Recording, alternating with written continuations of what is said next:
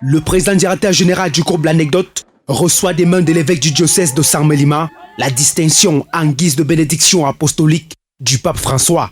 Une distinction décernée à Jean-Pierre Amougou Belinga par le Saint-Père pour sa contribution hautement importante dans la construction de la cathédrale Saint-Joseph de Saint-Mélima. Il s'agit là d'une distinction particulière que l'Église remet à travers, bien sûr, son chef, le pape, à des fidèles qui ont posé des actes remarquables.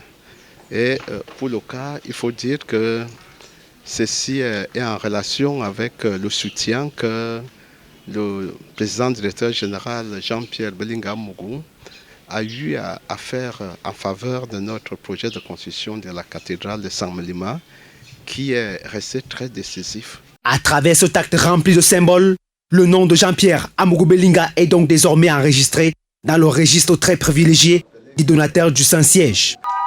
Le PDG du groupe L'Anecdote, qui aura contribué à plus de 25 millions de francs CFA, avec en prime une série de reportages réalisés sur le site de construction de la dite cathédrale par les différents médias du groupe. Selon Jean-Pierre Amougou Belinga, pour qui cette distinction reste une surprise, mais un acte fort. Je suis fier d'être parmi les élus, dans le sens noble du terme. En ce sens que quand on pose des actes, comme l'a dit Monseigneur, même après notre mort, nos actes nous suivent. Et comme je le dis toujours, Dieu reconnaîtra les siens.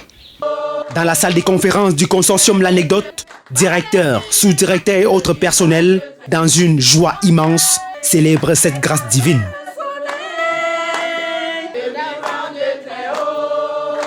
C'était le 27 avril dernier que l'annonce a été faite par le nonce apostolique du Cameroun et de la Guinée équatoriale à l'occasion de l'inauguration de la cathédrale du diocèse de Saint-Mélima devant le représentant du chef de l'État. Jean-Pierre Amougou Belinga entre ainsi dans le cercle très fermé des Africains ayant reçu cette distinction du Saint-Père et la position privilégiée qu'elle occupe désormais dans son bureau en dit long.